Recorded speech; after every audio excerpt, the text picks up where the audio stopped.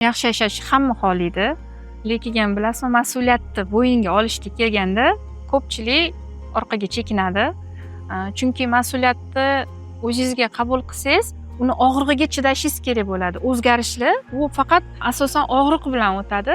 Qaror qabul qilish, uni o'zgartirish, hayotimdan roziman, lekin bunaqa bo'lishini xohlamayman. Shu kungacha qabul qilgan qarorlarim natijasi bilan shu yo'lga keldim. Hayotimni o'zgartirmoqchiman. Mas'uliyatni o'z bo'ynimga olishga tayyorman va javobgarlikka, uni og'riqlariga tayyorman deb yaxshi yashashga intilish mumkin.